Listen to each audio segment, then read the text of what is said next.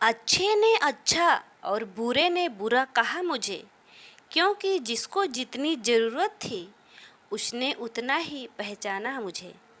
तो hello friends, जय सिया राम। ये कहानी माता लक्ष्मी की है और उनको माली के घर नौकरों जैसा काम क्यों करना पड़ा, आइए जानते हैं इस कहानी के जरिए। हिंदू धर्म में भगवान विष्णु और माता लक्ष्मी का विशेष स्थान है। जीवन में सुख शांति और समृद्धि पाने के लिए भगवान विष्णु और माँ लक्ष्मी की पूजा की जाती है। क्या आप जानते हैं कि एक बार माँ लक्ष्मी जी ने भगवान विष्णु को क्यों रुला दिया था? जानने के लिए वीडियो को पूरा जरूर देखें। कथाओं के अनुसार एक समय भगवान विष्णु धरती पर भ्रमण के लिए जा रहे थे। तब माता लक्ष्मी ने भी भगवान विष्णु के साथ धरती पर भ्रमण के लिए साथ चलने की इच्छा प्रकट की।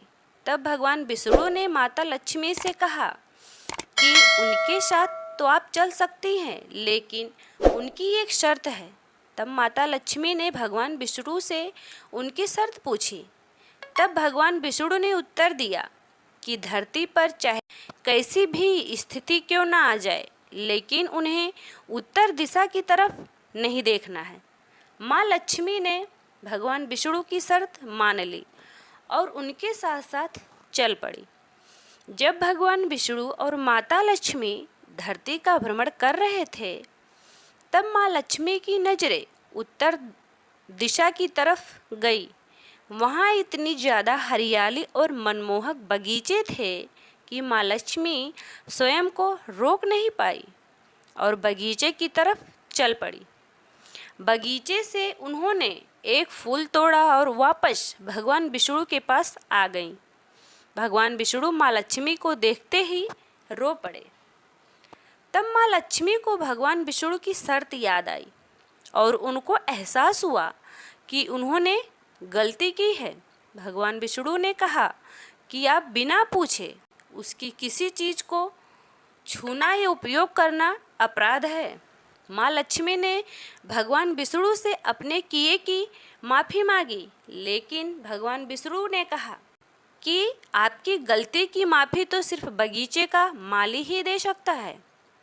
तब भगवान विष्णु ने कहा कि माँ लक्ष्मी को माली के घर दासी बनकर रहना होगा, यानी नौकरानी बनकर रहना होगा। भगवान विष्णु के वचन सुनते ही माँ लक्ष्मी ने तुरंत ही गरीब स्त्री का वेश धारण किया और माली के घर चली गई।